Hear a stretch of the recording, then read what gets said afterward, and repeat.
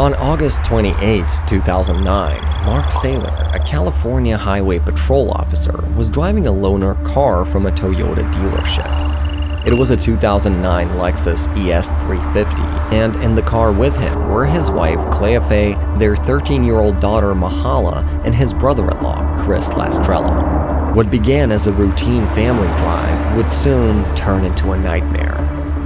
As the car sped down State Route 125 in Santee, California, it suddenly accelerated uncontrollably, reaching 120 miles per hour, and it was not stopping anytime soon. It was Mark's brother-in-law who dialed 911 in desperation. 911 emergency, what are you reporting? We're going north 125, and our accelerator's stuck. I'm sorry? Our accelerator's stuck. We're on 125, and we're going to 120, Mission Gorge. We're in trouble. There's no brake. Okay. In freeway half mile. Okay, and you don't have the ability to, turn the vehicle off or anything? We're approaching the intersection. As they approached an intersection filled with cars, Mark made the desperate choice to avoid a deadly collision. Hold on, Pray. Okay. Hello? He steered the car off the road and into a ravine. All 4 passengers were killed instantly. The recording of the 911 call went viral, and public outrage quickly followed. The Saylor family's relatives and many others blamed Toyota. But what really went wrong that day? Was Toyota fully to blame? Or was there something more to this tragic story? Immediately after the crash, the authorities reached the site. They were looking for any signs that would indicate why the car started to accelerate on its own. Was it a faulty gas pedal, a computer glitch, or the driver's own carelessness? Nothing was clear in the beginning. However, after examining the crashed car, investigators reached a verdict. They've concluded that it was probably the driver's floor mat that got struck and pressed the throttle. Interestingly enough, this was a common problem in Toyota cars back then. In some of Toyota's cars, loose floor mats could jam the gas pedal, making the car gain speed uncontrollably and leaving the driver with no choice but to try and regain control of the car. This conclusion did make sense to the investigators, especially since Mark Saylor's loaner car had been reported for a loose floor mat just weeks earlier.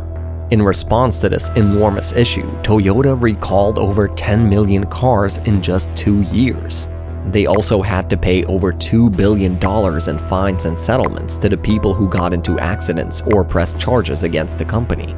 Many users believed the problem was solved after the recall. It should have been because that was the whole reason behind it. However, it wasn't. Reports of sudden acceleration kept coming and people had no idea why this was happening. Was it something more than a floor mat getting stuck? Perhaps a manufacturing issue? There were millions of theories that came to people's minds, but none of it made any sense. Unfortunately, the issue not being resolved led to even more horrifying accidents. Over the next 5 years, around 90 people died in crashes caused by sudden acceleration in Toyota cars. This acceleration problem turned into a huge global issue, and Toyota just didn't seem to do anything about it. Many have lost trust in the company and even started to boycott their cars. Ultimately, Toyota's CEO came out in public and spoke about the incident. In the past few months, our customers have started to feel uncertain about the safety of Toyota's vehicle, and I take full responsibility for that. I would like to discuss what caused the recall issues. Everybody knew that the floor mats were a problem. What they didn't know was that they were just a small piece of a much larger, fatal, and horrifying puzzle. Malcolm Gladwell, a respected journalist known for his sharp insights, talked about this in a podcast episode dedicated to the Saylor tragedy. In the podcast, he presented a bold and controversial idea, saying that if your car suddenly starts accelerating, all you need to do is hit the brakes. Brakes beat engines, he said. This was a huge claim, but Gladwell stood by it. To prove that he was right, Gladwell even conducted a test. He floored the gas pedal in a car, then slammed on the brakes while the gas pedal was floored, and the car did indeed stop.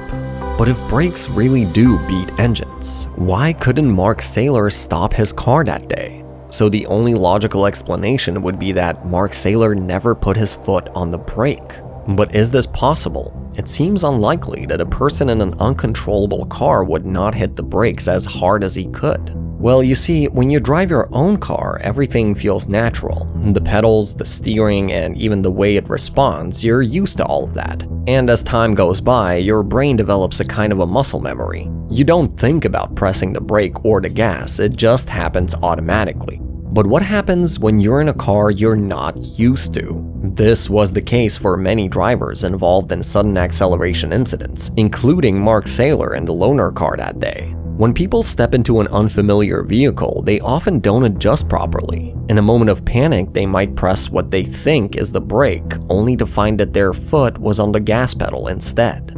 And this isn't just a theory. Research shows that this kind of pedal error happens more often than you'd expect, especially in situations like these. In 2011, the NHTSA teamed up with NASA to get to the bottom of these mysterious acceleration cases.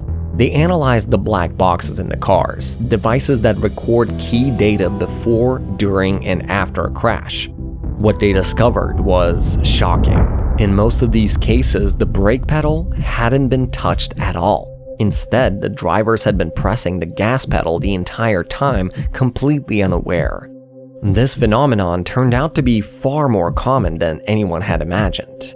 Now, if we take this information and link it with the accident of Mark Saylor, you would probably assume that Mark wasn't pressing the brakes either. This means it was his fault.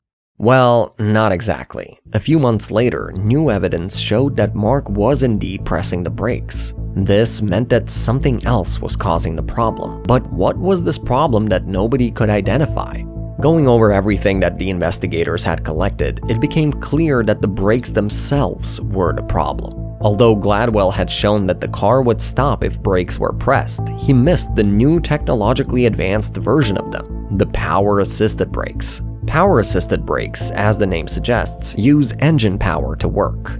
However, they're not exactly 100% safe. For example, in a situation where you press the brake once, lift off your foot, and then press it again, the brake just won't work. The car would continue to roll as if your brakes had failed. To show how this brake failure happened, Consumer Reports tested this with a Toyota car, recreating the same conditions as Gladwell's experiment. In the test, the car slowed down when the brake pedal was hit. However, after they lifted their foot off and pressed it again, the car just kept speeding up. The brake pedal became hard and the car kept accelerating. In Mark Saylor's case, exactly this was the issue. He pressed the brake once and the car started to slow down. Most likely in a state of panic, and while going 120 miles per hour, he took off his foot from the brake pedal and pressed it again, at which point the power assist failed. It could be argued here that had he not removed his foot from the pedal, he would have probably stopped. But picture yourself in a similar situation. Can you maintain your calmness while going 120 miles an hour, especially when you have your family right beside you? Mark Saylor wasn't a victim of pedal error. He was a victim of a loose floor mat and a flawed power-assisted braking system.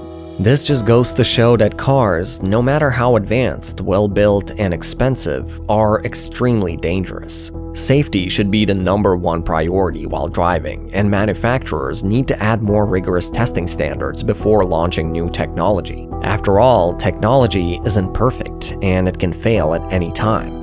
But what do you think? What could us, the drivers, or the manufacturers do to avoid this type of accidents? Do share your thoughts down in the comments. Thanks for sticking till the end with us, and we hope to see you in the next one. Stay safe.